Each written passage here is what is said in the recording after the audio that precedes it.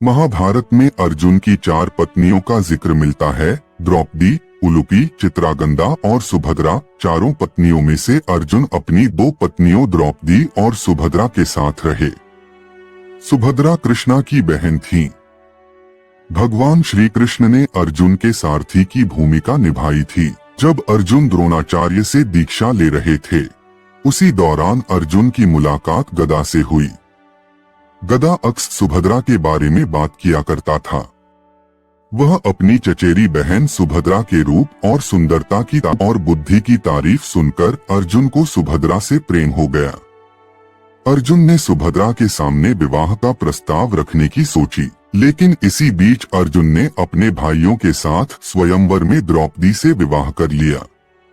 युधिष्ठिर और द्रौपदी के साथ रहने के दौरान अर्जुन ने पत्नी की साझेदारी के नियम का उल्लंघन कर दिया, जिसके बाद 12 साल की लंबी तीर्थ यात्रा पर जाना पड़ा।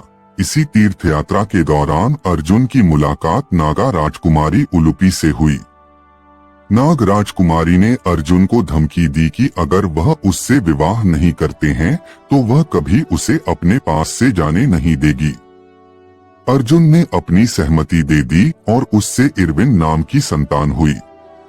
इसके बाद अर्जुन मणिपुर की राजतरांगदा के संपर्क में आए। मणिपुर के राजा ने अर्जुन से अपनी बेटी के विवाह के लिए स्वीकृति दे दी, लेकिन राजा की एक शर्त थी कि जो भी संतान पैदा होगी वह मणिपुर में ही रहेगी।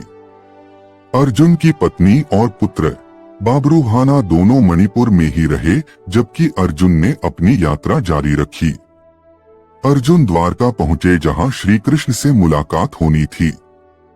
अर्जुन को अपने वर्षों पुराने प्रेम सुभद्रा को भी ढूंढने की इच्छा थी। अर्जुन ने यति का रूप धारण किया और द्वारका पहुंच गए। हालांकि किसी ने अर्जुन को नहीं पहचाना, लेकिन श्री कृष्ण को एहसास हो गया कि अर्जुन पहुंच गए हैं। वह अपने करीबी दोस्त से मिलने के लिए तुरंत निकल पड़े। अर्जुन एक बरगद के पेड़ के नीचे ध्यानमग्न बैठे थे। तभी अर्जुन ने अपने दोस्त और गुरु श्री कृष्ण को अपनी तरफ आते देखा।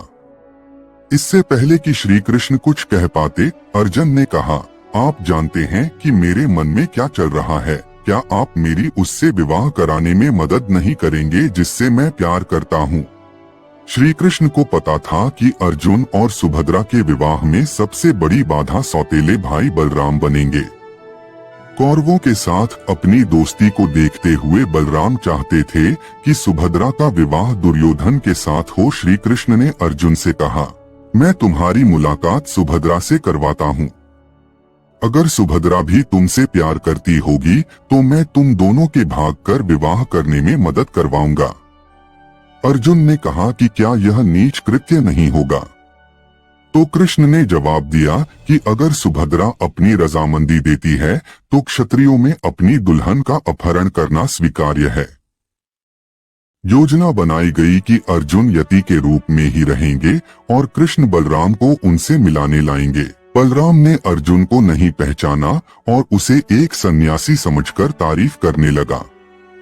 बलराम ने उसे अपने घर चलने का भी प्रस्ताव दिया। हालांकि अर्जुन ने यह कहते हुए इनकार कर दिया कि वह किसी मानव निवास में प्रवेश नहीं करने की प्रतिज्ञा कर रखी है। वह केवल प्रकृति के आश्रय में रह सकते हैं। इस पर बलराम ने कहा कि आप हमारी बहन सुभद्रा के महल के नजदीक के बाग बगीचों में रह सकते हैं। इस पर अर्जुन ने तुरंत हामी भर दी और सुभद्रा के बगीचे के एक पेड़ के नीचे अर्जुन रहने पहुंच गए।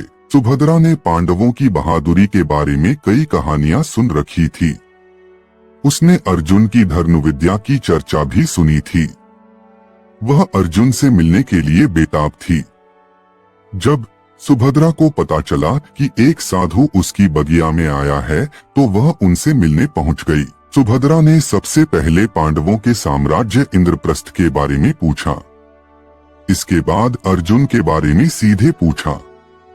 सुभद्रा ने साधु से कहा कि मैंने सुना है कि अर्जुन बहुत वीर और गुणवान है, क्या आप मुझे उनके बारे में और बताएंगे। अर्जुन अपनी तारीफ सुनकर थोड़ा शर्मा गए, लेकिन फिर उन्होंने सारे युद्धों और उसमें पांडवों की जीत के बारे में सुभद्रा को बताया।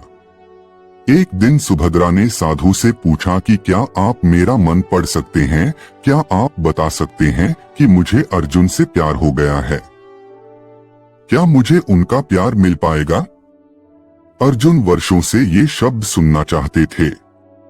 अर्जुन ने तुरंत अपनी पहचान सुभद्रा को बता दी। इसी बीच श्री कृष्ण पहुंच गए। वह यह देखकर खुश तो हो गए, लेकिन उन्होंने फिर से याद दिलाया कि वे दोनों केवल भागकर ही शादी कर सकते हैं। कृष्ण ने कहा, मैं तुम्हें अपना रथ दे दूंगा। सुभद्रा रोज रुद्र मंदिर में दर्शन करने जाती है, वहीं से तुम उसे अपने साथ इंद्रप्रस्थ लेते जाना। सब कुछ योजना के मुताबिक हो रहा था, लेकिन सुभद्रा के साथ कुछ अंगरक्षकों ने अर्जुन को पहचान लिया और सबको आगाह कर दिया। बलराम ने जब सुना कि उसकी बहन का अपहरण करने की कोशिश की गई है, तो वह पूरे इंद्रप्रस्थ और पांडव साम्राज्य को तबाह कर देना चाहता था। तब श्री कृष्ण ने बलराम को बताया कि इसमें कुछ भी क्षत्रिय धर्म के खिलाफ नहीं है। आखिरकार बलराम ने इस विवाह को अपनी स्वीकृति दे दी। इंद्रप्रस्थ पहुंचते ही अर्जुन सुभद्रा की तरफ मुड़े और कहने लगे, तुम द्रौपदी के बारे में जानती होगी और तुम्हें यह भी पता होगा कि उसने कहा है कि वह जब तक वह जीवित रहेगी तब तक कोई और पांडव पत्नी इंद्रप्रस्थ में नहीं रह सकती है। हम दोनों तभी साथ रह सकते हैं जब द्रौपदी इसकी स्वीकृति दे। सुभद्रा ने द्रौपदी से मुलाकात की। वह साधारण वस्त्रों में पहुंची और कहा, मैं सुभद्रा हूँ। मैं एक ग्वालन और कृष्ण की सौतेली बहन हूँ। द्रौपदी के मन में श्री कृष्ण के लिए बहुत श्रद्धा थी। द्रौपदी ने सुभद्रा को तुरंत गले लगा लिया। कुछ दिनों बाद जब दोनों के बीच अच्छी दोस्ती हो गई, तो सुभद्रा ने अर्जुन के प्रति अपने प्रेम को जाहिर कर दिया। यह सुनकर द्रौपदी स्तब्ध रह गई, लेकिन द्रौपदी ने महसूस किया कि अर्जुन की खुशी सुभद्रा के साथ रहने में है।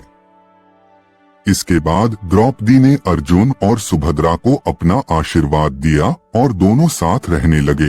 अर्जुन और सुभद्रा का विवाह होने के बाद इंद्रप्रस्थ में जीवन काफी बदल गया था। सुभद्रा ने अपने प्रेम और सहजता से द्रौपदी का दिल जीत लिया और दोनों के बीच अच्छी मित्रता हो गई। सुभद्रा के आने से पांडवों के परिवार में एक नई ऊर्जा का संचार हुआ और उनके बीच प्रेम और समर्पण का बंधन और भी मजबूत हो गया।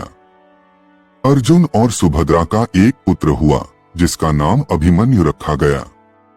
अभिमन्यु ने अपने पिता अर्जुन से युद्ध कला सीखी और बचपन से ही उनकी तरह वीर और कुशल योद्धा बन गया।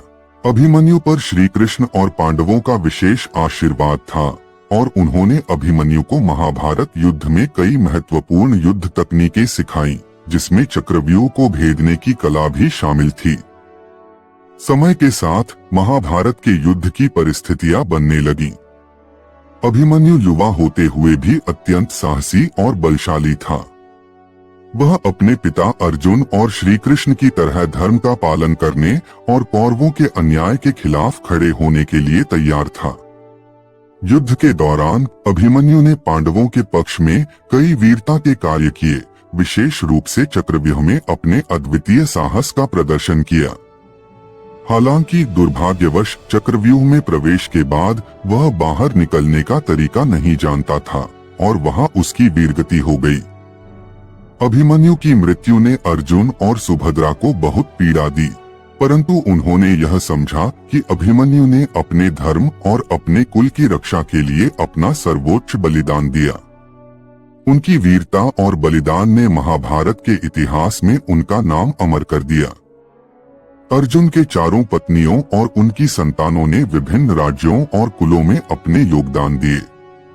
अर्जुन की संतानों ने अर्जुन के युद्ध कौशल और साहस को आगे बढ़ाया और उनके द्वारा स्थापित आदर्शों को सदियों तक स्मरण किया गया। दोस्तों, आपको ये वीडियो पसंद आई तो वीडियो को लाइक और चैनल को सब्सक्राइब करके एक प्यारा सा कमेंट कर देना।